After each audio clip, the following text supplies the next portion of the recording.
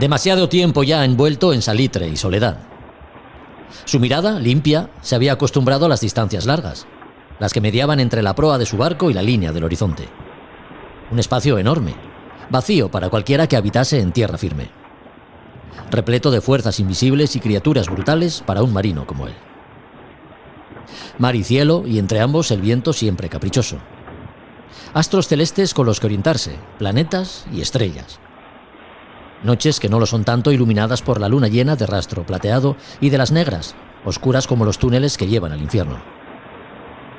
Días despejados, iluminados por un sol brillante sobre fondo azul, o grises, encapotados a veces por nubes gruesas y pesadas, densas, amenazantes, masas de algodón manchado, guarida de dioses caprichosos que lo mismo arrojan torrentes de agua de lluvia que relámpagos y truenos. Y en medio de todo ello, su pequeño barco. De madera el casco y la arboladura, toda su estructura se estremecía cada vez que había que correr un temporal, o aguantar a la capa durante las largas jornadas en las que los profundos frentes borrascosos no tenían intención de disiparse con facilidad. Pero su obra viva, generosa, profunda para jugar a ser un pez, le daba la confianza suficiente para convencerse de que siempre, tras la tormenta, llegaba la calma. Velas impulsadas por vientos favorables siguiendo la derrota correcta. Durante toda su vida le obsesionó encontrar la verdad de las cosas. Por eso se hizo a la mar un buen día de un mes de mayo. Lo recordaba como el día perfecto para soltar amarras y no volver a mirar atrás. Recorrió todos los mares y océanos. Recaló en puertos grandes, bulliciosos y pequeños, donde las personas y sus barcos apenas se dejaban oír. Conoció las luces del amanecer y las del ocaso en todas las tonalidades imaginables. Después de tanto tiempo, de regreso a casa, llegaba con la convicción de haberla encontrado, de haberla hallado en cada uno de los fenómenos naturales vividos en la mar, el medio donde encontró la verdad. A Son de Mar, el podcast para marinos y amantes de la navegación.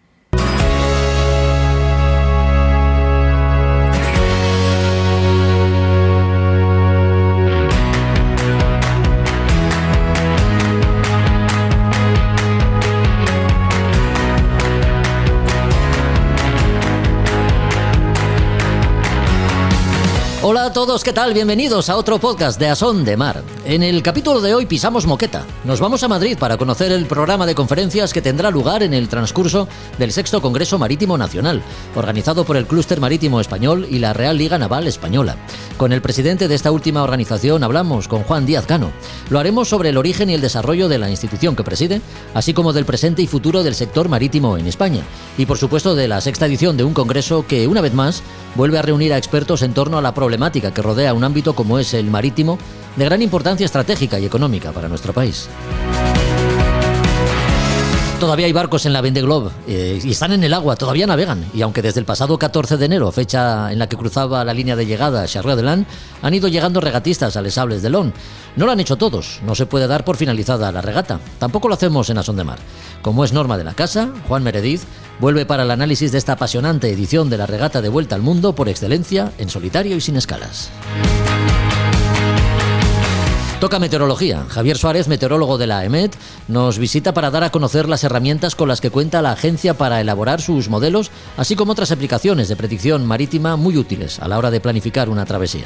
Los libros de librería Robinson con Juan Melgar, los personajes épicos que forman parte de las Españas de ultramar y sus exploraciones, de la mano de Josu Jiménez, y algo sobre derecho marítimo, en concreto lo relativo a las diferencias que existen entre aguas interiores, jurisdiccionales o contiguas, con Roberto Bucetas, completa este episodio que ya comienza, no sin antes recordarte que puedes anunciarte con nosotros. Si tienes productos o servicios náuticos, A Son de Mar es una buena plataforma para llegar a tus potenciales clientes. Contacta con nosotros a través de nuestras redes, Instagram o Facebook, o nuestra web, www.podcastasondemar.com. Infórmate de nuestras tarifas y la opción que mejor se adapte a tus necesidades. Así que nada más. Venga, vamos a ello.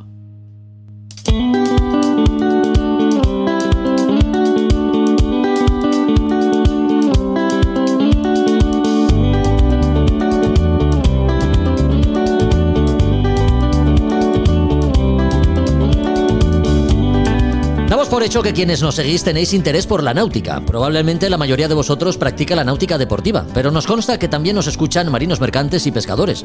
Por eso hemos puesto la atención en el 6º Congreso Marítimo Nacional, el encuentro anual que reúne a todos los agentes implicados en el ámbito de la náutica para dar así una mayor visibilidad al sector marítimo. Como subtítulo este año, Retando al futuro azul. Una de las entidades organizadoras, junto al Clúster Marítimo Español, es la Real Liga Naval Española. Con su presidente hablamos los próximos minutos de la liga que preside, del programa de conferencias de este 6º Congreso Marítimo Nacional y del presente y futuro del sector marítimo en todos sus ámbitos. Juan Díaz Cano, ¿qué tal? Muy buenas. Buenas tardes, ¿qué tal? Juan, nos hemos puesto muy ambiciosos con los temas a tratar, pero es que, sin duda, si hay un sector complejo es el marítimo. Bueno, es un sector bastante amplio y la verdad es que siempre hemos sido bastante ambiciosos cada vez que hemos tenido que hacer un programa sobre un congreso marítimo. Sí. Entonces se tocan muchos temas y son temas además en muchas ocasiones incluso transversales.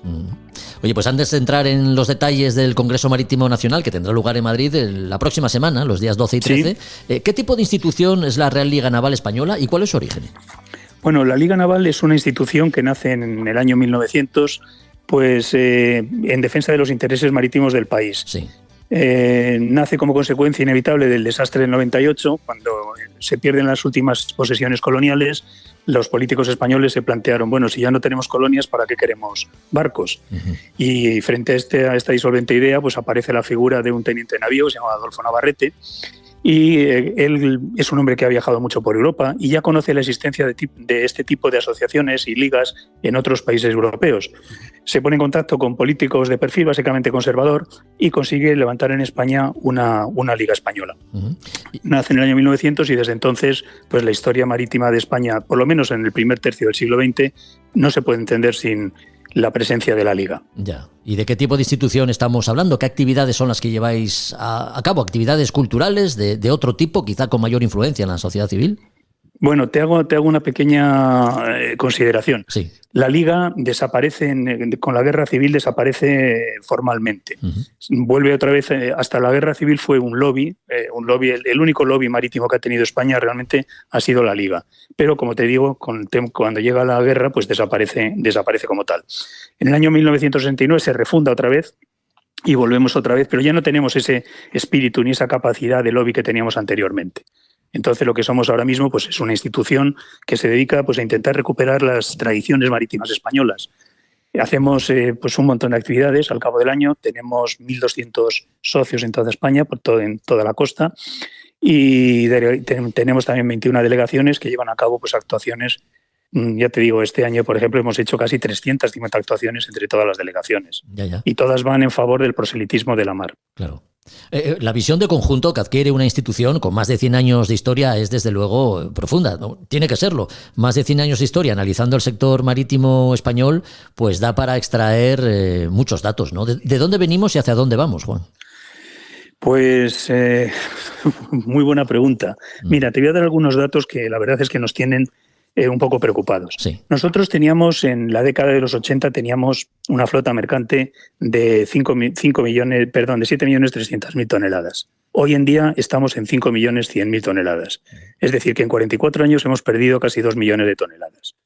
Tenemos una marina de pesca que también teníamos en la década de los 80, una flota de... Perdona, es que te estoy buscando aquí. Sí. Mira, teníamos 20.000 barcos y hoy en día tenemos 8.500.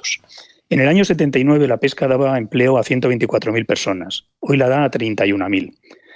En cuanto a los astilleros, pues en los años 80 entregábamos 700.000 toneladas de registro y ahora mismo estamos entregando 300.000 toneladas. Es decir, es un sector en regresión. Ya. De hecho, una de las demandas de la Liga y de los profesionales del sector marítimo pasa por dar a conocer y sensibilizar a la sociedad en su conjunto sobre la importancia, ¿no?, que para la economía tienen las actividades vinculadas a la mar. ¿Cómo es posible que un país como España, con la historia naval que atesora, haya podido llegar a vivir de espaldas al mar como lo hace, Juan?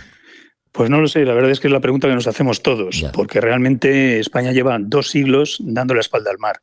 España fue una nación que se hizo en la mar y desgraciadamente la tenemos olvidada. Y a esto ha contribuido mucho pues una cierta dejadez de los poderes públicos hacia el sector. Estamos hablando de un sector que genera el 7% del Producto Interior Bruto Nacional, ¿eh? Sí, ¿no? Como motor económico es un sector impresionante, ¿no? En todos sus aspectos, ¿no? Desde lo que es la construcción naval hasta la náutica deportiva, pasando, como hablamos, por la marina mercante y el sector pesquero también, ¿no? Sí, así es. Sí. De hecho, la Liga tiene interés en todos estos sectores, ¿no? Los sectores implicados en el ámbito marítimo, desde lo que atañe a la Armada, como decimos, hasta la náutica deportiva. ¿Alguno de estos sectores goza de buena salud o los achaques que sufre el sector marítimo nacional es generalizado? Pues la verdad es que es un problema generalizado, ¿eh? No existe ningún sector que viva especialmente bien. Ya. De hecho, el sector pesquero ve reducidas de forma drástica cupos y capturas. La marina mercante ve como cada vez más barcos navegan bajo banderas de conveniencia. Los aficionados a la náutica se quejan de la legislación que les afecta, demasiado exigente y limitadora a veces. ¿Urge en este sentido una política en materia marítima que salga de los despachos y conozca la realidad de puertos y pantalanes?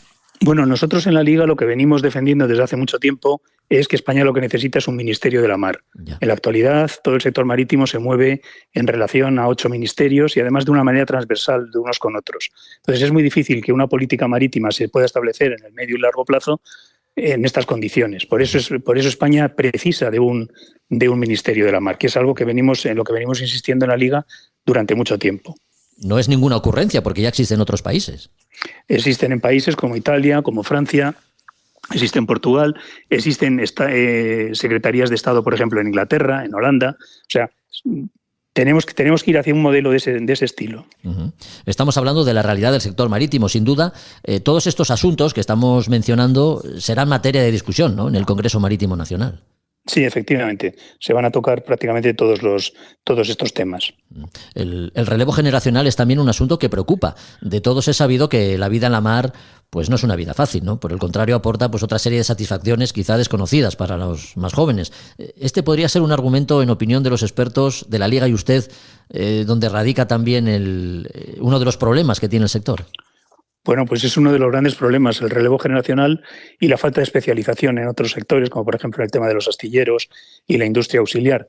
Pero en el tema del relevo generacional, donde más nos preocupa, es un tema preocupante de verdad, sí, es con la marina de pesca. Uh-huh. Sí, bueno, de hecho los puertos lo estamos viendo, ¿no? Sí. Yo estoy en Gijón, en Asturias se ve y en Galicia también se ve sobremanera, ¿no? Que efectivamente las flotas se están nutriendo de personas que vienen de otros países, de inmigrantes. Efectivamente, así es. Que son los que salen a la mar a faenar, ¿no? El reto medioambiental, Juan, también atañe al sector, ¿no? ¿Y de qué forma? El desarrollo de nuevas formas de propulsión, nuevas fuentes de energía, una tecnología más eficiente. ¿Cuál es actualmente el grado de implicación del sector marítimo en las estrategias medioambientales? Bueno, pues el problema es que Europa se ha embarcado en una estrategia medioambiental que no comparten países como, por ejemplo, China, Estados Unidos, Rusia, India. Entonces, nos hemos quedado un poco fuera de lo que es la competición y la competitividad de todos estos países en el sector del mar. Entonces, Europa ha creado los derechos de emisión, por ejemplo. Es un problema también importante que tenemos aquí. Cualquier barco que venga a un puerto comunitario tiene que pagar unos derechos de emisión equivalentes a la contaminación que ha generado durante la travesía, y eso está generando pues, unos costes enormes en los puertos europeos. Y, por tanto, los armadores lo que están haciendo es huir de estos puertos europeos. Esto ha ido, por ejemplo, para nosotros, el puerto de Algeciras ha sido especialmente castigado con esto en favor de Tánger. El Tánger Med ya supera como puerto de transbordo a Algeciras, y ahora tenemos un peligro con el de Nador. También es otro puerto que está creciendo y que en poco tiempo también va a superar a Algeciras. Ya. Volvemos a caer otra vez en el mismo error o en el mismo vicio, ¿no? Ese de diseñar políticas para un sector como el marítimo en despachos sin conocer a veces la realidad del sector. Efectivamente, así es. Ya, sí. Política marítima, relevo generacional o el reto medioambiental son algunos de los asuntos sobre los que versará parte de las conferencias del 6º Congreso Marítimo Nacional. ¿Ya está todo organizado, Juan? Sí, la verdad es que esta mañana precisamente hemos terminado ya los últimos flecos y ya tenemos todo organizado. Entonces vamos a hablar también, me gustaría también explicar que vamos a hablar sobre la Armada, sí, sus retos y capacidades de futuro, el problema presupuestario que viene arrastrando desde hace mucho tiempo. Vamos a hablar también sobre el desafío digital en los puertos. Sin ser muy consciente de ellos, estamos asistiendo a un cambio tecnológico tan grande, bueno, pues que incluso a nivel social se empieza ya a notar ese cambio. Bueno, no se puede perder este tren, el tren tecnológico. El sector marítimo no puede perderlo de ninguna de las maneras. Uh-huh. Vamos, lo que arroja, digamos, el Congreso, tanto este como los anteriores que ha habido, recordemos que estamos en la 6ª edición, es arrojar luz, ¿no?, sobre el sector y digamos que aportar una visión global que atañe a todos los agentes implicados. Sí, efectivamente de eso se trata, y se trata también intentar incidir sobre los partidos políticos para que sean conscientes de todo ello. Claro. Entonces, a este respecto hemos incluido, hablando del Ministerio de la Mar otra vez, hemos incluido una mesa que va a tratar sobre el Ministerio de la Mar, que bajo el título de ¿qué tal un Ministerio de la Mar en España? Hemos conseguido que 2 representantes, uno del Partido Socialista y uno del Partido Popular, vengan a intervenir. Bueno, pues es una forma de empezar a mostrar todos los problemas que tiene el sector. De hecho, una de las conclusiones que se extraerán del Congreso se verán reflejadas en un cuaderno de conclusiones precisamente que será remitido al Gobierno y a los partidos políticos, ¿no? Bueno, siempre lo hacemos. Siempre que acaba un congreso hay un cuaderno de conclusiones y se acaba enviando siempre partidos políticos, universidades, gobierno, administraciones, etcétera. ¿Quiénes? Bueno, entiendo que todas estas conferencias, charlas, todo el programa está sustentado en personas de reputado prestigio y conocedoras, ¿no?, de lo que van a hablar. Bueno, vienen los principales actores del sector marítimo y bueno, tenemos las más altas representaciones, la verdad. Uh-huh. ¿Dónde tendrá lugar el Congreso? Tiene lugar en el campus de la Castellana de la Universidad Camilo José Cela, en Madrid, y empieza el día 12 y se acaba el día 13. 6º Congreso, como decimos, anterior a este, ¿cuáles han sido los cuadernos de conclusiones? Si podemos hacer un resumen de las anteriores ediciones. Pues básicamente las conclusiones son siempre las mismas en todos los congresos. Sí. Y desgraciadamente tenemos que volver a insistir sobre los mismos temas en el congreso siguiente. Y es por lo que estábamos hablando antes, porque no somos capaces, no hemos sido capaces hasta el momento de involucrar a las fuerzas políticas en un cambio de sentido en el funcionamiento del sector marítimo. Bueno, aportando ideas y soluciones de futuro para un sector de vital importancia en un país como España, con unos 8.000 kilómetros de su territorio mirando al mar. Ese es el objetivo, ¿no?, de eventos como el que tendrá lugar en Madrid los próximos días 12 y 13 en el marco del 6º Congreso Marítimo Nacional, organizado por el Clúster Marítimo Español y la Real Liga Naval Española. Con el presidente de la Liga hemos hablado estos minutos. Juan Díaz Cano, gracias por tu visita y por vuestra labor en la Liga. Nada, muchísimas gracias a vosotros. Que el Congreso sea un éxito. Un abrazo. Muchas gracias.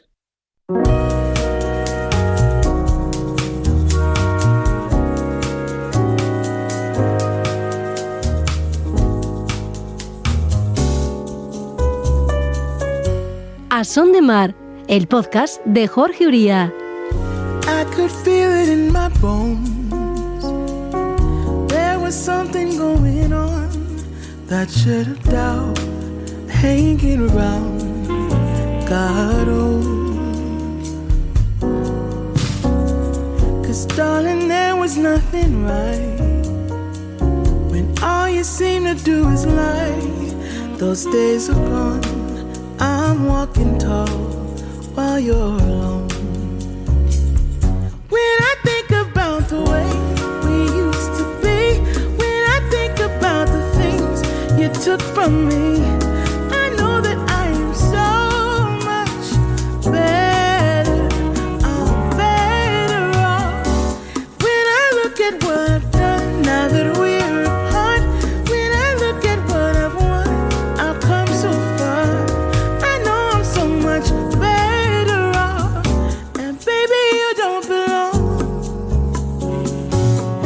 Your love was cold, hard.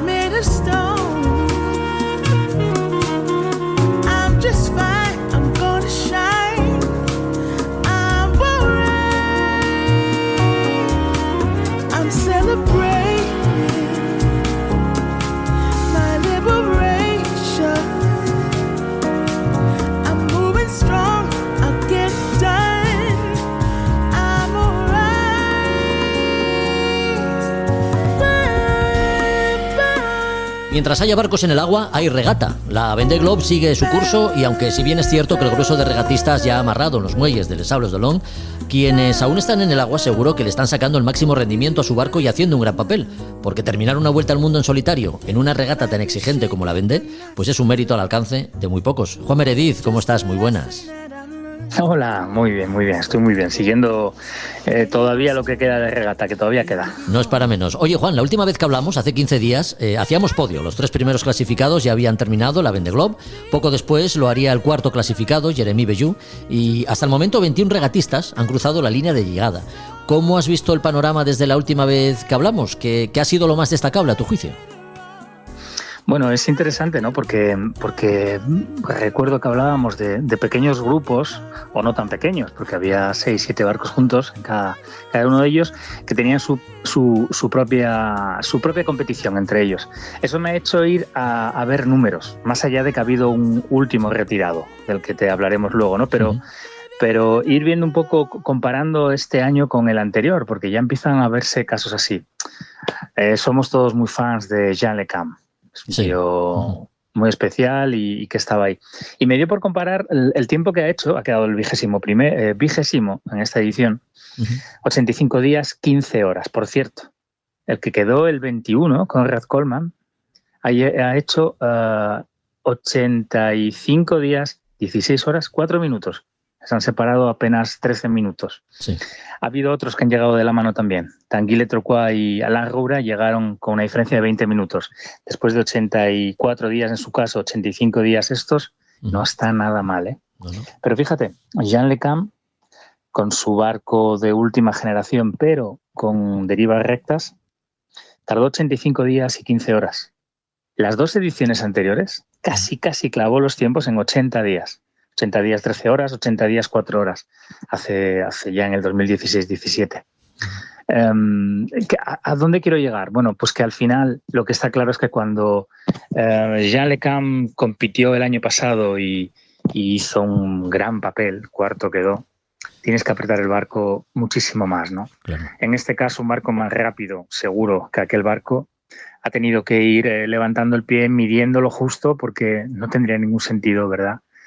Más allá de que pueda haber un incidente. Pero, a ver, romper por apretar no es algo perdonable. Yeah. Con lo cual, bueno, un poco creo que eso es lo destacable, ¿no? El ver que ha habido 5 días de diferencia, más allá de la meteorología, desde luego. Es muy discutible todo esto que estoy diciendo, pero ahí quedan las cosas. Ahí están. Oye, estamos ante una prueba deportiva y eso significa que quedar primero, no nos vamos a engañar, pues te reviste de la aureola del vencedor, ¿no? Pero aparte de Shirley Delan, que ha hecho méritos para ganar, ¿hay algún otro regatista que destacases? No sé si por su coraje o la forma de navegar, aun en circunstancias técnicas adversas, por el mal estado de su barco o por las averías constantes, no sé. Bueno, es que todos han tenido que padecer, ¿no? En algún sitio leí, creo que fue Michel de Jaillot, que dijo que, bueno, que esto es una regata donde todos los días tienes un gran problema. A veces tienes muchos problemas en el mismo día. O sea, no me atrevería a destacar ninguno, pero además el que voy destacando se nos acaba teniendo problemas, como pasó con Boris Herrmann, ¿no? Sí. Creo que todos los que se meten en una aventura como esta, el mero hecho de tomar la salida ya tiene un mérito tremendo, porque el sufrimiento máximo es todo lo que sucede antes de llegar, te lo digo por experiencia. Sí, sí. A partir de ahí, es que poner a uno por delante, hay cosas muy destacables y que seguramente sean muy de, bueno, pues se hablan en muchos sitios, pues que esta chica tan jovencita, 23 años, Violette Orange, vaya a completar, porque estoy seguro que la va a completar, está a 810 millas de la llegada, la Vendée Globe, bueno, pues está francamente bien, pero yo creo que es que el último que llegue sigue siendo realmente un deportista, un gran marino, ¿no? Porque no es nada fácil. Sin duda. Así que bueno, no me atrevo a destacar a nadie. No, es que yo me estaba acordando de Conrad Coleman, ¿no? Neozelandés, que ha conseguido terminar pues con un presupuesto modesto y un barco además reacondicionado por él mismo, ¿no? Acaba de entrar precisamente hace nada, un par de días. Así que sí, también, pegadito Jean Le Cam. Sí. No conozco a Conrad personalmente, pero es un tío que me cae especialmente simpático, porque lleva peleando muchísimos años por por hacer esta regata en condiciones. La ha hecho varias veces, ha estado, ¿no? pero en condiciones, pero también ha estado en Class 40 y ha estado en un montón de cosas y tiene que ser un tío tremendamente muy interesante. Te comentaba antes, ¿no?, que ha habido un último retirado que ha llamado mucho la atención por lo que está haciendo para poder navegar sin asistencia hasta Caribe, en este caso. Es un tío con muchísima experiencia, creo que, si no me equivoco, es la tercera Vendée seguida, es Arnaud Boissier. Pues Arnaud se le ha caído el palo. La verdad que Arnaud lleva una vela que no le hubiera permitido llegar a puerto, porque estos barcos tienen, si no me equivoco y no ha habido cambios, son 10 velas en total. Y esta sumaría como una 11ª. Así que es una vela, porque lo es, que es solamente de emergencia. Y es un kitesurf, una cometa que izan. Y esto nos lleva al pasado, porque esto es un desarrollo de Yves Paglier. Yves Paglier, al que no le suene, le tiene que empezar a sonar, porque es un verdadero maestro. Si el nombre de maestro se le daba a Michel Desjoyeaux, a él le tuvieron que dar otro y le dieron el del extraterrestre, y con eso creo que se dice todo. Un tío que es ingeniero en composites, que se le cayó un palo en el sur y se metió en una isla y acabó uniendo trozos para hacer un mástil y continuar. Un tipo que diseñó en su día, estuvo en el equipo de diseño de un catamarán para luchar contra los trimaranes Orma que había en la época. Un tipo que ganó una Ostar navegando muy al norte, muy al norte. Yo desde ese día me quedé alucinando. Un ganador de Fígaro, un ganador de Mini Transat, y Paglier.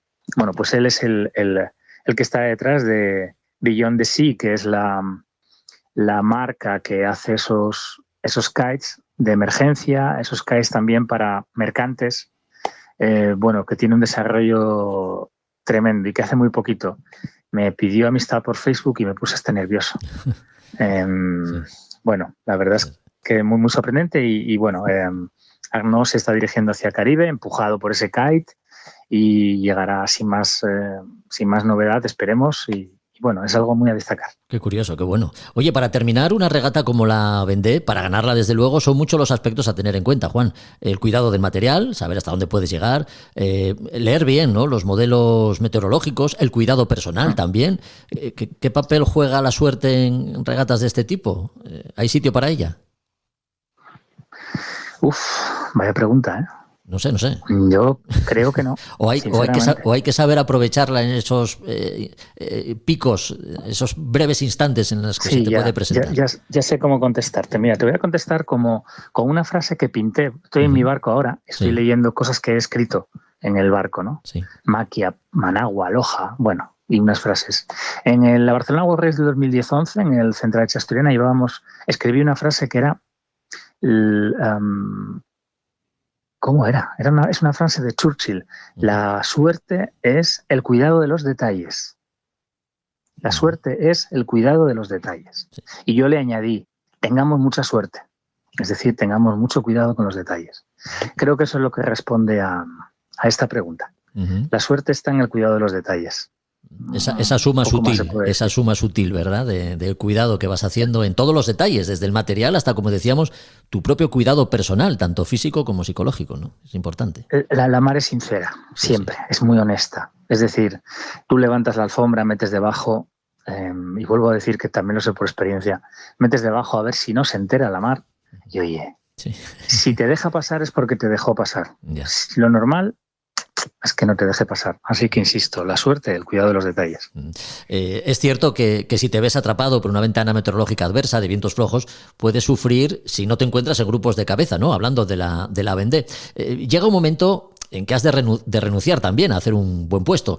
¿Cómo lleva esta situación un regatista llamado a estar entre los mejores? Porque me estoy acordando del alemán Boris Herrmann, 12º, cuando me parece que tenía expectativas algo más altas, ¿no? Pues mira, aquí me tengo que ir a la vela ligera. Al que navegue en vela ligera va a entender lo que quiero decir. Hay veces que tú sientes que tienes que estar más en cabeza y en un momento dado tiras un bordo fantasma a un lado, a ver si tienes suerte. Boris llegó a ponerse 7º, viniendo desde muy atrás, porque el Atlántico lo bajó peleándose y habiéndose quedado muy atrás. Recuperó hasta un 7º siguió queriendo más, arriesgó y perdió hasta el 12º, prácticamente donde estaba. Tiene que ser duro, pero también estaba Samantha Davis ahí, que quedó 13ª, que era una de las, bueno, no sé si la máxima favorita, no, pero si hubiera hecho entre los 5 primeros, a mí no me hubiera sorprendido, ni un poco. Bien, al final son marinos. Es que somos marinos todos los que nos metemos en líos de estos. Yeah. Luego viene la parte de regatista. Una de las cosas que he estado mirando es cuántos han corrido la Solitaire du Figaro. Y hay muchas sorpresas. Una de ellas yo no me acordaba. Sebastián Simón, que ya lo he dicho aquí, bueno, no era para mí es ganador de una Figaro. Ser ganador de una Figaro es palabras mayores. Hay nombres, Roland Jourdain, Frank Camas. No, perdón, Roland Jourdain creo que nunca ganó ninguna. Jean Lecam ganó 3, Michel de Jojo ganó, Jeremy Bellew. Jean Gichon, hay que ser muy bueno para competir aquí, pero los franceses lo tienen clarísimo. Primero hay que ser marino, luego hay que competir, luego hay que regatear. Hay que encima regatear muy bien. Qué bueno. Lo que tenemos. Antes de terminar, Juan, el 29 de octubre del pasado año, te acordarás, una dana reventaba sobre algunas poblaciones de Valencia, ¿no? Provocando inundaciones como no se recordaban y llevándose vidas y haciendas. Desde entonces, y aquí lo recordamos, los vecinos todavía trabajan para poner en pie todo lo que se ha destruido ante el desesperante paso, ¿no? de ese paquidermo que es la administración. Última hora de la situación en Valencia, Juan, ¿qué sabemos? ¿Cómo están las cosas? Pues tengo muchas imágenes porque estoy, déjame que haga un poco de publicidad de mí. En juanmeredith.com hay una lista de correos, en esa lista de correos que yo llamo cartas de navegar o cartas náuticas porque sí, hablo de cosas de navegar. A veces comento estas cosas. Y yo soy de los que compra todo lo que puedo comprar, lo compro ahí. El antifouling del barco en el que estoy ahora mismo lo acabo de comprar en Paiporta, ¿vale? Qué bien. La imagen primera que se me vino a la cabeza fue que hace 2 días quería comprar unos vinilos para poner una cosita en el barco y me fui a los años 60 en España, en el pueblo de Alfafar, en una zona entre Alfafar y Benetúser que está, bueno, siempre ha sido una zona un poco tensionada, un barrio un poco marginal. Me encontré un cartel grande escrito a mano, supermercado social, ponía, popular, perdón, donde en la calle había gente que estaba vendiendo cositas y otros regalándolo, con una cola muy larga, ¿no? Es una imagen que posiblemente, digo los años 60 y posiblemente tengo que ir un poco más atrás. Posiblemente mis padres, que son hijos de la guerra, lo vivieron. Y dicho eso, también tengo que decir que luego en otro sitio estaba viendo a la gente bromear, reír y con unas ganas de salir adelante tremendas. No todo el mundo, como dije la última vez, pero entre todos hay que seguir peleando. Pues desde aquí nuestro recuerdo y un fuerte abrazo a nuestros amigos de Valencia. Queda menos para que la Vendée ponga el broche final a esta edición, la más rápida y una de las más emocionantes, donde la tecnología y la preparación de los regatistas para embridar, digamos, IMOCAs casi voladores, pues están marcando un nuevo punto de inflexión, ¿no?, en esta exigente regata. De ella hemos vuelto a hablar en este podcast con Juan Meredith, a quien emplazamos aquí al siguiente capítulo. Juan, así que por aquí te esperamos. Un abrazo a todos. Un fuerte abrazo, cuídate mucho.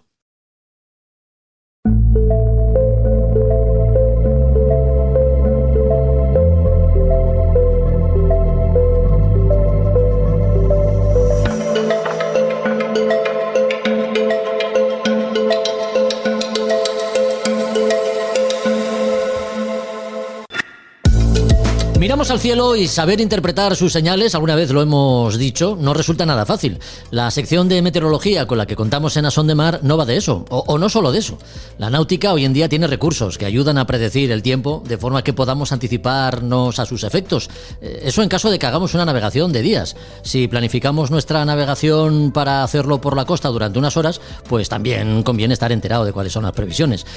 Son los modelos meteorológicos de los que echamos mano y que podemos encontrar en diferentes programas y aplicaciones. La AEMET, la Agencia Española de Meteorología, tiene sus propias previsiones, mapas y predicciones. ¿Cómo las elabora y qué información encontramos en ellas? Son asuntos que tratamos a continuación con Javier Suárez. ¿Qué tal, Javier? ¿Cómo estás? Muy buenas. Hola, Jorge, muy buenas. ¿Qué tal? Pues muy bien, con muchas ganas de hablar de meteorología. Ya sabes que en A Son de Mar este es un tema que nos gusta especialmente. La meteo, Javier, está en constante movimiento y evolución, ¿no? No puede contemplarse como compartimentos estanco, quiero decir. ¿La EMET va por libre o se apoya en otros organismos de otros países?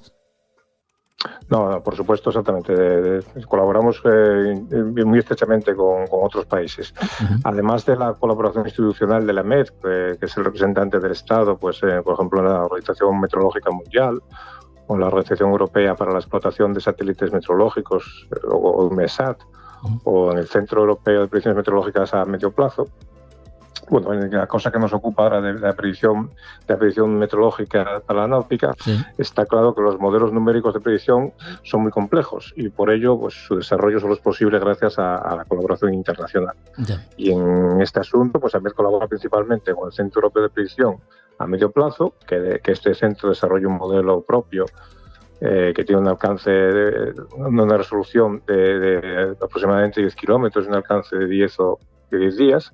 Y luego la EMET, propiamente dicha, pues corre también o ejecuta también un modelo propio que es fruto de una colaboración de dos entidades que había hasta hace años, que era Aladín, otros consorcios que había hace años, que era Aladín, que integraba países del sur de Europa y de la cuenca mediterránea principalmente, y otro consorcio que era el IRLAM, que integraba países de la fachada atlántica, desde el norte de Europa, de los países nórdicos hasta España.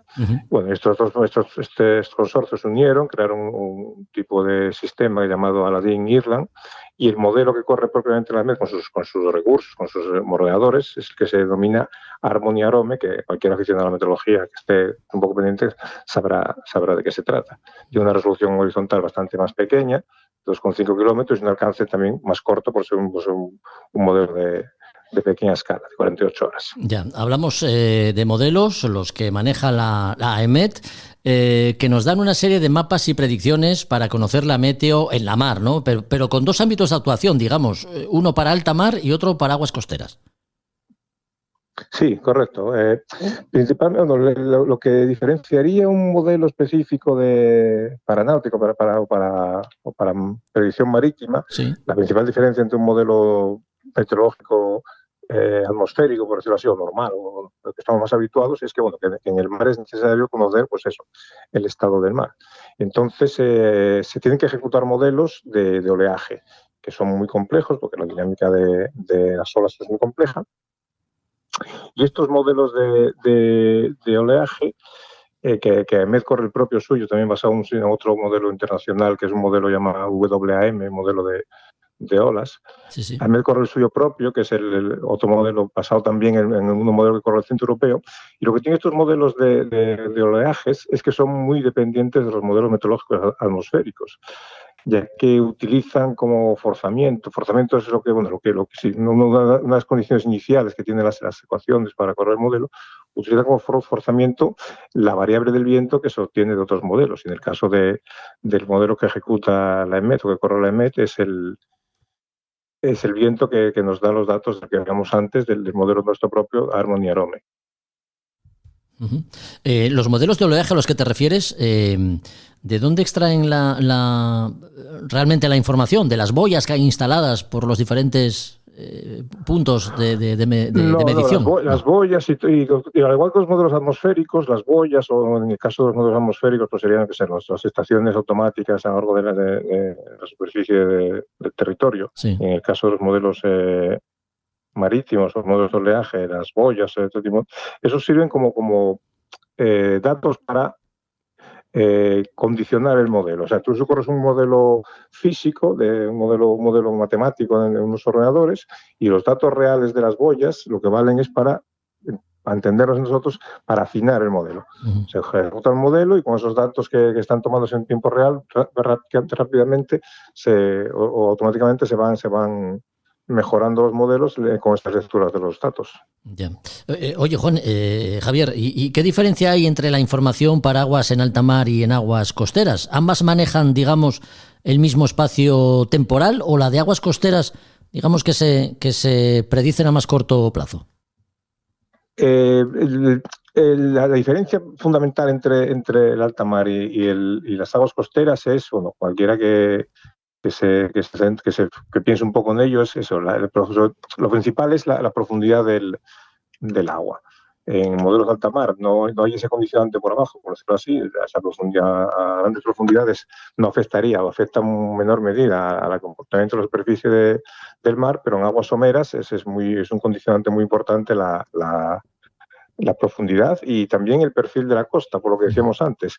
Al ser los modelos de predicción marítima muy condicionados o forzados por los modelos de predicción atmosférica, las condiciones atmosféricas de la interacción costa-atmósfera son muy importantes. El viento se ve muy interrumpido, hablamos en otros programas que los efectos costeros en la hora de predecir el viento y modelarlo son muy importantes, pues ese mismo problema, hacer datos que se ingestan o que hacen el forzamiento de los modelos marítimos es también muy importante. Entonces lo que hacemos en AMET es correr los dos modelos, uno para aguas profundas, que serán los modelos de predicción de alta mar, y otros para aguas más someras, que tienen en cuenta esa interacción con la costa y sobre todo con la profundidad, con la profundidad de las aguas.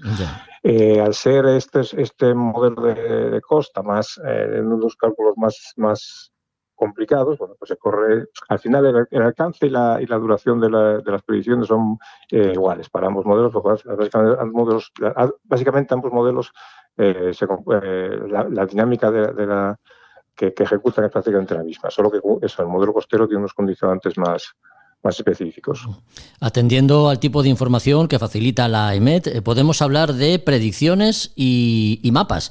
Las predicciones, digamos, que están basadas en modelos de texto, por decirlo de alguna forma, y los mapas, pues son mapas, ¿no? ¿Y qué tipo de información podemos encontrar en ellos? Bueno, en cuanto a las predicciones, en cuanto a los boletines, la EMET, todas las agentes, pero la EMET emite boletines para alta mar y emite información costera. Dentro de los boletines de alta mar había 3 tipos de boletines, que son los avisos. Los avisos, para entendernos, son como los avisos que se dan en tierra, avisos de todas las alertas, un sistema de avisos de AMET, de amarilla, de naranja y roja, en función de una serie de variables. En cuanto en los boletines, en los avisos marítimos, principalmente la información que se da son, pues, los avisos se refieren sobre todo al viento y al mar, a las tormentas si hubiera, o a la visibilidad. Luego, aparte, está el boletín propio de predicción de alta mar, que se da para una serie de zonas que corresponden a España, que abarcan gran parte del Atlántico y gran parte del Mediterráneo. Y luego también están unos boletines que se llaman NAPTES, que bueno, cualquiera que navegue se conocerá el aparato, que eso los emite la Sociedad Estatal de Salvamento, y en España hay 4 centros de NAPTES. Y luego, la información costera, pues es igual que muy parecida a los boletines de alta mar en cuanto a la información que dan, dan avisos si hay avisos, dan la situación general y la evolución de la situación meteorológica, dan la predicción para los próximos días, etcétera.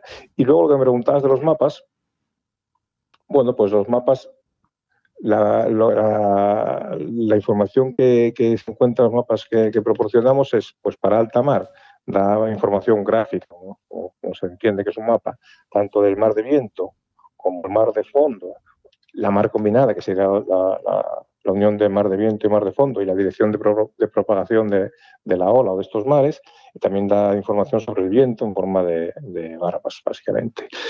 Y para aguas costeras, también para todas las zonas que abarca la circunscripción de la que se hace cargos nuestra agencia, pues dan también información sobre mar combinada y mar de viento. El alcance de estas predicciones en los mapas, creo que son 5 días, la que da EMET. Ya.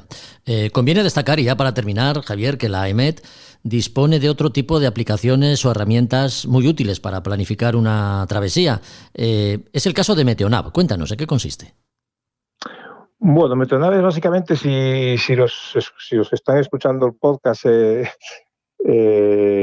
conocen, es una especie de weather routing, o sea, un enrutado en función de la meteorología, pero bueno, bastante sencillo, pero bueno, nos consta que según los usuarios de la aplicación, bastante útil para muchos de ellos. Sí.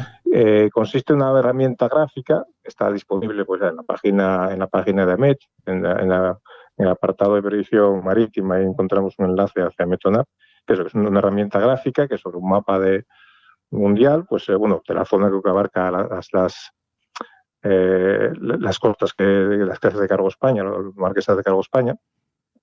Ahí se da la manera de ejecutar la aplicación sería das un dato de salida de la ruta que vas a hacer, das la fecha de llegada de la ruta que vas a hacer y el punto de llegada, y sobre el mapa se te dibujan pues las características o las variables meteorológicas que tendrás y el estado del mar que tendrás a lo largo de los puntos del recorrido. Pinchando sobre esos puntos, pues también se puede ampliar la información, pues eso, del estado de la mar, del oleaje, etcétera. Eso, nuestros usuarios dicen que es una herramienta, sin ser un weather routing de estos al uso y exacto y teniendo en cuenta pocas variables, que es una herramienta bastante útil en su desempeño diario. Sí, sin duda. Qué importante es la meteorología, una ciencia que se convierte en herramienta imprescindible para hacer de la navegación una actividad segura. En A Son de Mar tenemos la suerte de contar con la presencia de Javier Suárez, que nos desentraña en cada podcast los secretos que guarda la meteorología. Te esperamos en un próximo capítulo, Javier. Pues encantado de estar con vosotros y muchas gracias por darme esta oportunidad, Jorge. Venga, pues hasta entonces, un abrazo. Un abrazo. A Son de Mar, el podcast para marinos y amantes de la navegación.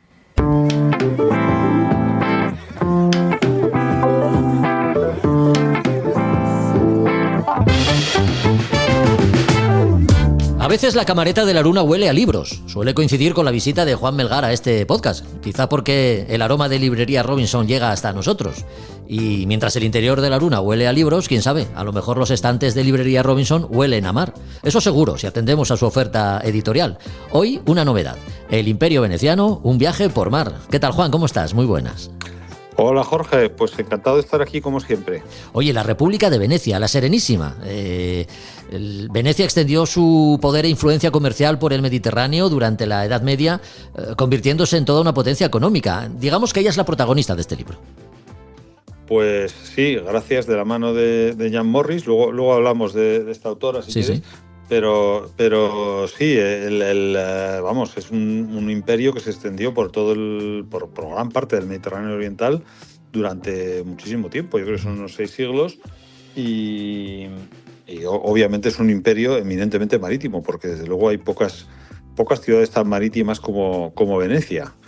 Y eso se extendió por todas partes un poco, un imperio eminentemente comercial. O sea, no tenía, pues a lo mejor esas ansias, pues yo qué sé, el español, pues que podría tener un componente pues evangelizador, otros, pero o civilizadores, otros imperios anteriores, ¿no? Pues los romanos pues imponían su civilización allá donde iban. Esto era más una cosa más prosaica, más comercial, una aventura más comercial. Sí, parece un libro curioso, ¿no? Si uno atiende al resumen de la contraportada, parece que el autor donde se inspira es en Estambul, lugar donde encuentra trazas de la influencia veneciana, parece.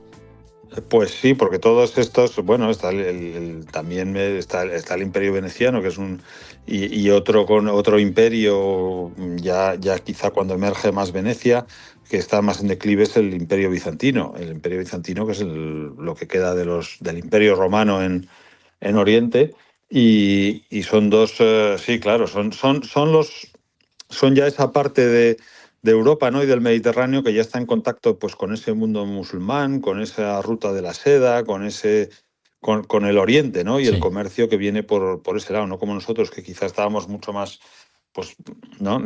Teníamos esa vinculación más atlántica, ¿no? Luego, sobre todo luego a raíz del descubrimiento de América, pero esa parte del Mediterráneo, pues muy en contacto con eso, ya con Oriente, ya con Asia que se intuye allí. Ya. No sé si grandes navegantes, Juan, pero desde luego grandes comerciantes sí que fueron los venecianos de la Serenísima, ¿no? Obligados por las circunstancias. Eso de hacer de la necesidad virtud, en el caso de la República de Venecia, se ajusta como anillo al dedo, ¿eh?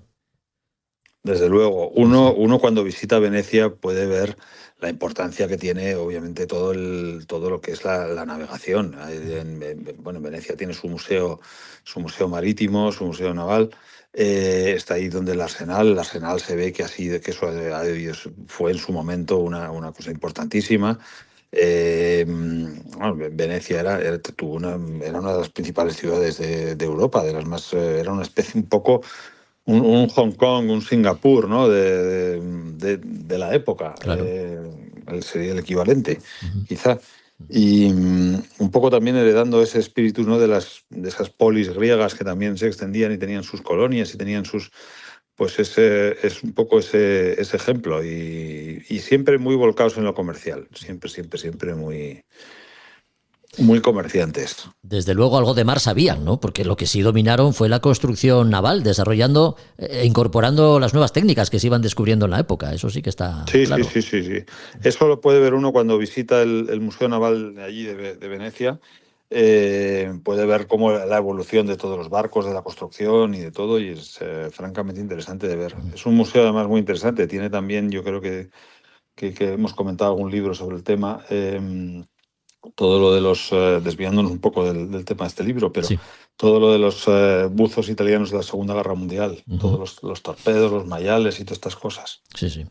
El Imperio Veneciano, un viaje por mar, porque de eso se trata precisamente. Es un libro, es un estudio, digamos, ¿no? Una visita a los enclaves más importantes. O sea, que no tenga miedo el lector, porque tampoco es un libro muy, o sea, son 265 páginas, sí, formato así más bien pequeñito, pero bueno, cómodo para llevar.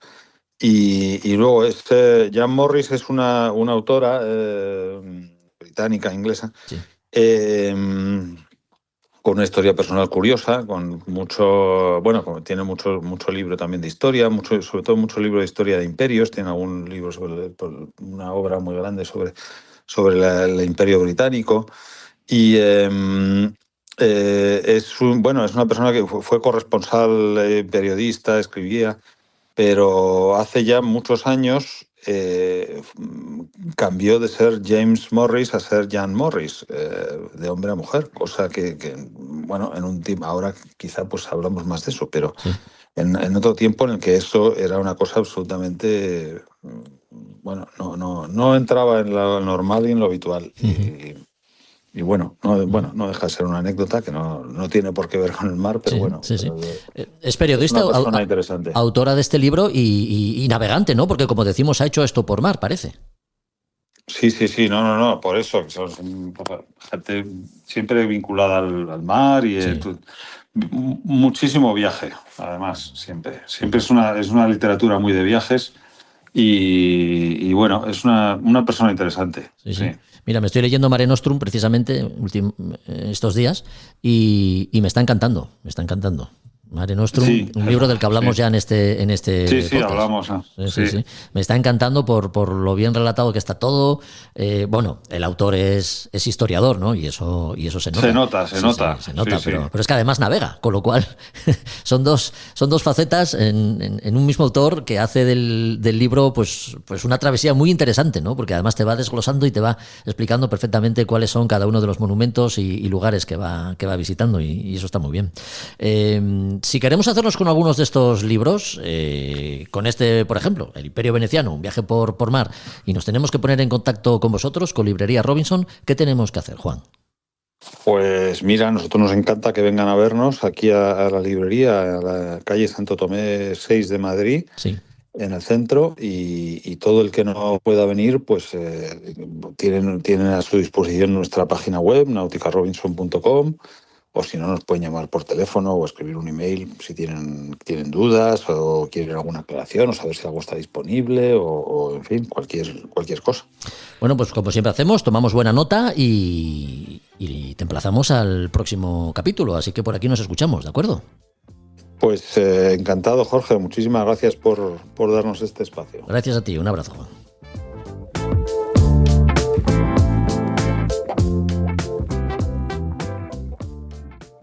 A Son de Mar, el podcast de Jorge Uría.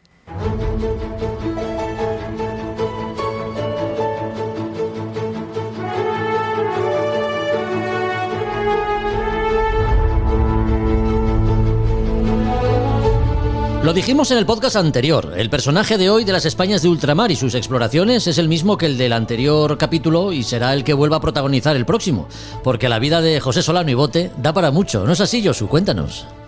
Pues sí, muy buenas tardes a todos. Sí que da para mucho porque este es un hombre completísimo en toda su carrera en toda su carrera para el servicio a la corona. Y bueno, pues lo dejamos la semana pasada, bueno, hace 15 días, pues con Jorge Juan, escapando de Inglaterra, con toda la, bueno, pues haciendo copia y espionaje industrial, bueno, etcétera, ¿no? Entonces, bueno, este hombre llega a España en 1753, estuvo en Cartagena destinado, donde ya estuvo como un ingeniero de puertos y canales, estuvo en las obras de la dársena, volvió a Francia, después allí estuvo perfeccionando estudios de química y estuvo después volviendo otra vez como puertos y canales, vamos a decir, en proyectos de navegación del río Tajo entre Aranjuez y Toledo, junto a varios ingenieros como Arcón y Herrera, ¿no? Entonces, bueno, estaba relacionado con los reyes en este caso y bueno, en este momento en el cual se encuentra aprendiendo tanto, demostrando tanto saber y estando cerca de la monarquía hispánica, pues estos le nombran, después de la firma del Tratado de Madrid con Portugal en 1750, pues un poquito el estudio y la expedición para el trazado de los límites del Imperio Español y del Imperio Portugués en lo que es todo Sudamérica, con lo que entonces, bueno, pues él participa ahí ya como un organizador que resultó decisivo en su capacidad precisamente, es decir, la dotación de astrónomos, cartógrafos, bueno, la adquisición de equipos y materiales, bueno, de todo tipo, planchetas, globos, lentes, termómetros, barómetros, microscopios. Estamos hablando de 1750. Este hombre adquirir en Londres libros y un montón de documentación, es decir, preparó una expedición para poder tener el éxito que logró, pues en el marcaje de límites, en este caso empezando por la zona de, como se dice, por Venezuela, donde, bueno, pues allí estuvo navegando por la costa, entró en la desembocadura del Orinoco, remontó su curso, llegó hasta el río Amazonas, tenían que reunirse con los comisarios portugueses. Lo consiguieron después de un año y comenzaron a trazar la línea divisoria. Allí siguieron trabajando después, una vez logrado en la isla Margarita, construyendo embarcaciones, construcciones navales, determinaciones astronómicas, estudios del clima. Estamos hablando bueno, en este caso no estamos hablando de ningún científico de la NASA, sino españoles, de los nuestros, observando las especies vegetales, levantamiento de planos generales. De ahí, bueno, pues en principio había logrado por lo menos marcar esos límites, había estado después en esa parte de las islas y después, repuestos de todo aquello, en 1755 trató de conseguir uno de los mayores servicios a esta expedición, que era el paso que se llama de los raudales de Atures y Maipures, que es una frontera infranqueable para los españoles por la presión que había en esa parte del Orinoco de los indios caribes que estaban aliados con los holandeses en la Guayana o Surinam. Bueno, y el otro lado se encontraron los portugueses, no los portugueses, digamos, los militares, sino los que eran los tratantes de esclavos. Pues en 1756, acompañados por 200 indios auxiliares, lo logró superar esos accidentes, rocas rápidos, y pudo replantear después asentar allí dos nuevas poblaciones, Ciudad Real y Real Corona. Bueno, facilitó la integración, su inmediata integración a la Capitanía General de Venezuela, es decir, avanzó los territorios, haciendo que retrocediesen los indios caribes y los holandeses. Después, bueno, también viajó por la ruta de otro río, el río Meta, hasta Santa Fe de Bogotá. Estamos hablando en la selva, estamos hablando allá arriba, en sitios inhóspitos todavía en aquella época, ¿no? Y ya después, todavía él, por impulso propio, hizo un proyecto en el cual integró el Alto Orinoco para consolidar de manera definitiva esa frontera con el Brasil portugués. Lo logró y lo consiguió. Gracias a sus relaciones con una serie de tribus como, bueno, pues los indios Macerinavis, que estoy leyendo aquí, Guanipavis, etcétera, pudo establecer más ciudades como San Felipe, Esmeralda, San Carlos del Río. Es decir, logró avanzar los asentamientos de la región hacia el Brasil y marcar más los límites. Con lo que, bueno, Solano formó un gran mapa del curso del Orinoco. Es decir, estableció los límites y amplió, digamos, los territorios legalmente aceptados por el Tratado de Madrid. En 1771 se cancela el Tratado de Madrid y vuelve, y entonces, bueno, en este caso, pues él está durante un breve periodo de tiempo como comandante del Rayo, y a partir de ahí, bueno, pues fue nombrado por Carlos III gobernador y capitán general de Venezuela, con lo que vuelve allí, y eso recordado como uno de los más fértiles del siglo. Se caracterizó por la promoción de exploraciones, más fundaciones en el interior continental, reformó la red viaria, reconstruyó los daños producidos en un terremoto en 1766, mejoró los hospitales y hospicios. Es decir, fue un reformador y un hombre con visión no como una colonia, sino como una provincia del otro hemisferio, ¿no? del mismo país. Instaló un correo marítimo entre Caracas y Puerto Cabello. Bueno, es que si estamos hablando de que no estábamos montando una colonia para sacar lo que quisiéramos de allí, sino que hacíamos país. Hacía país. Luego de ahí fue en 1731 sucesor y pasó a servir en la Capitanía General de Santo Domingo, y allí, aparte de favorecer el cultivo de la caña de azúcar, fundó la Escuela de Matemáticas, fundó una escuela de matemáticas, mejoró las fortificaciones y participó en la negociación de un acuerdo de límites con los franceses. Y estaba Haití al otro lado. Es decir, estábamos con lo mismo. Y así, toda esta época, desde 1753, como estábamos hablando, hasta 1778, fue su versión reformadora, constructiva y de exploración terrestre, que no es igual del tema de navegación, hasta que, bueno, pues después de toda esta época en América, se volvió a reincorporar en la Real Armada en 1778, y esto pues lo dejamos para la tercera parte, en la cual también nos va a sorprender por su gran capacidad ahora en el mar. Un poco esto es la historia terrestre. Pues ya dijimos que fue espía en Inglaterra junto a Jorge Juan. A su vuelta, y siempre a la orden, se embarcó rumbo a Hispanoamérica para marcar límites y fronteras, dando la talla también como geógrafo. Un fenómeno don José de Solano, el protagonista hoy en las Españas de ultramar, que lo volverá a ser en el próximo capítulo. Así que hasta el siguiente podcast. Josu, aquí te esperamos. Pues aquí estaremos contando lo que podamos. Un abrazo, cuídate. Venga, un saludo.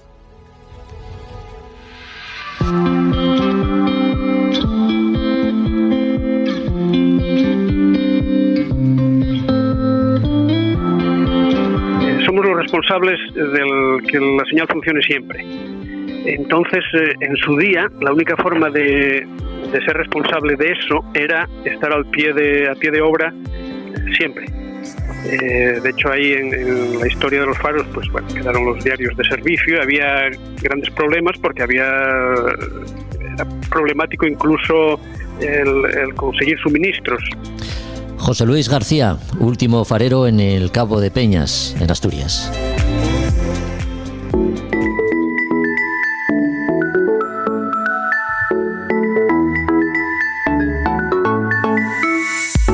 El derecho marítimo es una disciplina compleja. Recordemos que la mar no tiene fronteras, y si bien es cierto que hay aguas jurisdiccionales donde cada país tiene autoridad para aplicar sus leyes, el asunto se complica si empezamos a hablar de zona contigua, plataforma continental y otras cuestiones como aguas interiores o alta mar, así en general. Pongamos orden, pues, en todo este mare magnum de denominaciones y vocablos que tanto afectan a la navegación, sobre todo comercial, en el día a día. Lo vamos a hacer con Roberto Bucetas. ¿Qué tal, Roberto? Muy buenas, ¿cómo estás? ¿Qué tal? Buenos días, Jorge. Oye, nos ponemos serios, porque hablar de derecho es algo que no admite muchas bromas. En este caso, el derecho marítimo y en concreto la delimitación de competencias en función de la zona por la que naveguemos, digamos que es un asunto que no está de más conocer. Sí, es algo importante siempre saber un poco, bueno, pues eso, derechos, obligaciones que vamos a tener en función de la zona por la que estemos navegando. Hablábamos el otro día, como nos referíamos a Marpol, que Marpol marcaba unas distancias, a lo cual había una serie de vertidos que podían ser autorizados, y Marpol te decía, bueno, la distancia se tomará como línea de base recta. Es decir, a partir de tal punto de la costa se denomina un poco, se empieza a contar esas distancias, ¿no? Sí. Pues aquí hablamos ya de la Convención de Ginebra, del 58, de Naciones Unidas, y después llegan a la derecho positivo español, a leyes españolas del mar territorial. Bueno, pues vamos a comentar un poco todo eso un poco de las zonas. Pues decirlo, que es bastante claro, tampoco es tan complejo, es algo relativamente sencillo. Pues vamos con ello. Se establece lo que se denomina la línea de base recta o línea entre cabos, y esa es la línea imaginaria que separa las aguas interiores del mar territorial. Mar territorial son hasta las 12 millas. Y eso es lo que se considera aguas de jurisdicción española, española del país correspondiente, en el cual es como si estuviéramos en territorio español, es decir, cualquier barco, cualquier que pase dentro de esa zona es como si estuviéramos en suelo español. Esa línea es la línea entre cabos y se establece, en zonas de costa que pueda ser bastante poco regular, que sea irregular, pues si establecemos una distancia, pues todo el mundo sabe que el título de PER pues tiene unas atribuciones hasta 12 millas, pero 12 millas contadas ¿desde dónde? ¿Cómo establecemos nosotros ese límite exterior ribereño? Pues es la línea de base recta. Pues unimos todos los cabos siempre que estén a una distancia menor de 24 millas entre ellos y hacemos una línea recta. Bien. A través del cual podemos establecer después unos límites exteriores que son más regulares y que tenemos relativamente fácil saber si estamos dentro o fuera de esa determinada zona marítima. Aquí, por hablar de Gijón, Asturias, que algo que a nosotros, los aquí de esta zona nos puede sonar conocido, la línea de base recta, hay 7 líneas en toda Asturias. Son 7 líneas que están establecidas en el BOE y están publicadas en el BOE, un Real Decreto. Y sería empezando en Cabo La Mar, que es un cabo que está entre Llanes y Rebadesella, hasta lo que sería Cabo Lastres. De Cabo Lastres, que es la entrada de Tazones, Punta del Olivo, la entrada del puerto de Tazones, perdón, que antes dije Tazones, sería Lastres y Tazones. Tazones va hasta Cabo de Peñas va hasta la Herbosa Cabo Vídeo, y así sucesivamente. Y establecemos un límite por debajo del cual, por lo que sería por dentro, tendríamos aguas interiores. Son de competencia también a nivel de jurisdicción española. Pero, por ejemplo, las atribuciones relativas a pesca son competencia, están referidas a las comunidades autónomas. Hay servicio de vigilancia pesquera, que es el que controla todas esas aguas, por debajo de la línea de base recta, por dentro de la línea de base recta. Por fuera, pues a través de eso sería mar territorial hasta las 12 millas. Y eso ya es competencia estatal. Ya. Ahí tendríamos que ser los barcos de fuerzas y cuerpos de seguridad del Estado los que tengan control de todas esas aguas. Así que perdona que haga un inciso, Roberto, porque esto era una duda que yo tenía. Las aguas interiores hace referencia a ese espacio que nos queda hacia tierra de la línea entre cabos, ¿no? No tiene nada que ver con lagunas, lagos.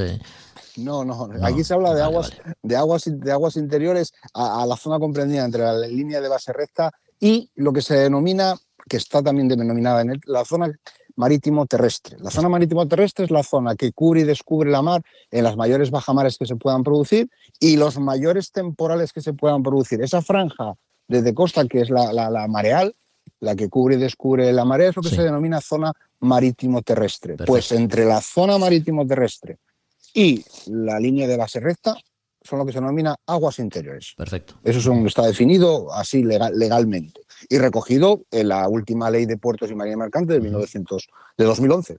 Sigue recogiendo todas estas denominaciones, ¿no? Pues está claro que tenemos las aguas interiores, pero después mar territorial, 12 millas.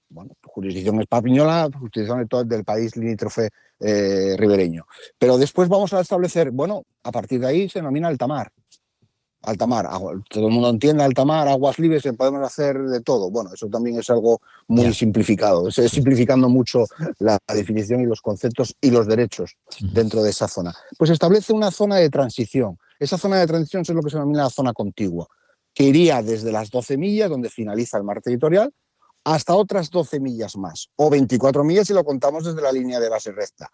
En esa zona el Estado ribereño se arroga una serie de derechos, ¿vale?, que son relativas a cuestiones fiscales, aduaneras, inmigración, sanitarias, para que alguien que no esté dentro cometiendo algo o pueda pasar algo dentro del mar territorial no pueda huir rápidamente a alta mar y decir, oye, aquí estoy en alta mar, no me puedes hacer nada. Ya. No, va a haber una pequeña zona de transición en la cual todavía el Estado ribereño tiene una serie de pequeños derechos. Se llama zona contigua, técnicamente sería el nombre, ¿no? Y también podemos hablar que a partir de, aunque esa zona contigua, a partir de las 12 millas de mar territorial, es alta mar jurídicamente, tiene el concepto de naturaleza jurídica de alta mar, pero con unos pequeños derechos del Estado ribereño. Y después podemos hablar de la zona económica exclusiva, que todo el mundo a veces nos suena de oírlo, aunque sea por algún telediario, por algo del tema de pesca o de explotación o de recursos o demás, ¿no? Sí. Serían las 200 millas, a partir de la línea de base recta, serían las 200 millas, en el cual el Estado ribereño tiene derechos en cuanto a lo que sería exploración, explotación y conservación, que es algo muy importante de toda esa zona. Entonces, bueno, pues ahí pues alguien puede, el tema de naturaleza de pesca, pues nadie puede venir a pescar dentro de nuestra zona económica exclusiva, o el tema de explotación de recursos, nadie puede venir a hacer una plataforma, instalar una plataforma de servicios en nuestra zona económica exclusiva, ¿no? Más o menos va por ahí el tema de lo que es la zona económica exclusiva, es decir, proteger los recursos de lo que serían los estados ribereños. Ya. ¿De qué manera afecta la navegación a más de 12 millas a la navegación recreativa? Porque básicamente cuando uno habla de estas distancias, ¿no? tiene en mente sobre todo el tráfico comercial, ¿no? Pero el tráfico por ocio, ¿hasta qué punto nos puede afectar? Si cometemos algún tipo de delito, entiendo. Bueno, dentro de las aguas jurisdiccionales de un país es territorio español, entonces ahí puede haber lo que se establece un derecho de visita. Y el derecho de visita sería que alguien, bueno, si es en territorio español, lo va a ejercer cualquier barco de los cuerpos y fuerzas de seguridad del Estado. Es decir, dentro de ese territorio, un barco que venga del extranjero ya tendría que ir a un puerto, y en ese puerto tiene que presentar toda la documentación del barco, lista de tripulantes, pasajeros y demás. Dentro de eso es lo que haríamos como si entráramos en otro país. Pasa igual en la mar. Y fuera del territorio español, un barco, pues bueno, puede ser. Es decir, el barco tiene una bandera, tiene un pabellón. El someterse a abanderar ese barco significa someterlo a la legislación de ese país. Ya. Es decir, cuando esa bandera registra y matricula un barco, no es el hecho de poner ahí la popa simplemente el pabellón, significa que está sometido a la legislación de ese país. Entonces, en cualquier parte del mundo te puede parar un barco de la Armada Española o de los cuerpos y fuerzas del Estado y hacerte lo que se denomina un derecho de visita, pedirte la documentación, los papeles del barco, titulaciones, seguros y demás, lo puede hacer. Es decir, eso de que estamos en alta mar, yo después de las 12 millas ya no me puede parar ni controlar ni vigilar nadie, no es así. Al igual que, bueno, pero un barco francés, por ejemplo, no lo puede parar alguien fuera de las 12 millas españolas, solo podría parar alguien de un barco de lo que sería de la armada desde ese país. Pero bueno, alta mar, derechos, obligaciones, bueno, pues libertad de navegación, tender, bueno, explotación de recursos, pesca, investigación, esos son derechos que se tienen en alta mar, pero también se prohíbe pues navegar sin bandera, tenemos que tener siempre un pabellón, el transporte de piratería, esclavos, patente de corso, todas estas cosas que quedan un poco ahí del pasado, ¿no? Tráfico ilícito de estupefacientes en esas aguas, bueno, transmisiones autorizadas, bueno, hay una serie de derechos y otra serie de obligaciones. No pensamos que alta mar significa libertad total. De hecho, la tendencia es a limitar muchas veces esas libertades, esos derechos dentro del alta mar al objeto de pruebas y sobre explotaciones y recursos. La idea es que protejamos un poco el medio marino. No, desde luego son normas que todos debemos tener en cuenta y conocer, ¿no? Lo que pasa es que la navegación recreativa parece que lo tenemos como más fácil, ¿no? El comercio marítimo internacional, pues sí que parece más obligado a conocer estas normas. Imagino que los bufetes que asesoran a empresas consignatarias y navieras, pues no serán cualquier cosa, ¿eh? Sí, hombre, por supuesto, todos los barcos mercantes pues tienen sus agentes, sus representantes en el país al que van, para hacer la representación del armador en ese país, lógicamente. Pero bueno, en cuestión sanitaria, alguien que, pues tenemos que entrar de otro país y entramos en España, ¿en qué momento tenemos que cumplir con toda la normativa sanitaria de ese país? Pues según lo que hemos establecido, pues en la zona contigua, las 24 millas. El Estado ribereño a las 24 millas tiene derechos en cuestiones sanitarias. En el tema de contaminación, tenemos un vertido de un barco que tiene un derrame, una contaminación, un hundimiento. ¿El Estado ribereño puede decir algo? ¿A qué distancia son competentes? Bueno, pues lo dice la zona económica exclusiva, dice que tenemos derechos en cuanto a explotación y conservación. Es decir, un barco no puede hacernos un vertido a 150 millas de la costa española, sino tiene la administración española tiene derecho a ese barco, responsabilidades en materia de contaminación, porque los derechos de conservación son del país ribereño, ¿no? Bueno, y además en paralelo a esto, y si queremos darle una vuelta de tuerca más al asunto, pues me estoy acordando, ¿no?, del litigio que mantuvo España con Estados Unidos a cuenta del tesoro de la fragata Nuestra Señora de las Mercedes. Un pecio que no sé si te acuerdas, se encontraba en aguas del Algarve portugués, cuyo tesoro reclamaba España a la empresa estadounidense Odyssey Explorer por ser patrimonio natural, aun encontrándose en otras aguas que los americanos querían presentar como internacionales. Con lo cual, digamos que todo esto es cuando cobra sentido, ¿no? Sí, por supuesto. Todo esto es derecho del mar. Eso aquí está muy claro, las delimitaciones, bueno, muy claras. Por la ley lo establece y lo tiene muy claro. Después, bueno, siempre surgen controversias y surgen debates con respecto a de quién pertenece o no quién pertenece, ¿no? Y eso también, el tema de zona económica exclusiva, pues siempre estuvo muy en boga con el tema de la pesca, del fletán en Canadá y aquellos litigios que estuvo España con Canadá por el tema de explotación de que había barcos pesqueros españoles pescando en aquellas aguas. Bueno, muchas cosas, pues bueno, surge la zona económica exclusiva para defenderse y protegerte muchas veces de sobreexplotación. Y a veces defendernos nosotros y otros países a veces defenderse de nosotros también, ¿no? Claro. Pero bueno, el tema de la pesca siempre fuimos bastante pioneros en el tema de hacer explotación de recursos. Sí, de otras zonas, sí. Bueno, pues ya sabéis, porque estamos teniendo algún problema con la comunicación. Roberto, vamos a dejarlo aquí, si te parece, sabiendo que no se pueden poner puertas al mar, lo cual no significa que no existan normas y criterios legales que afecten a la navegación. Así que te esperamos en el próximo capítulo. Gracias, un fuerte abrazo. Un abrazo, adiós. Pues hasta aquí otro podcast de A Son de Mar. Ya sabes que volvemos en 15 días y que te esperamos. Agradecemos tu compromiso porque haces que cada vez seamos más y nos vayamos posicionando como un podcast de referencia. Así que mil gracias, de verdad. Visita la web www.podcastasondemar.com y si tienes productos o servicios náuticos que vender, pues ya sabes que puedes consultarnos. Nos ofrecemos para ser el lugar de encuentro con tus potenciales clientes. Hasta el próximo capítulo. Adiós.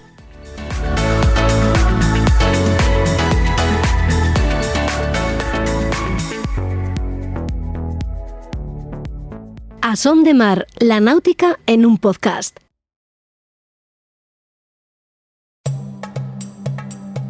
Desde el sur global nos mudamos al norte para buscar una vida mejor.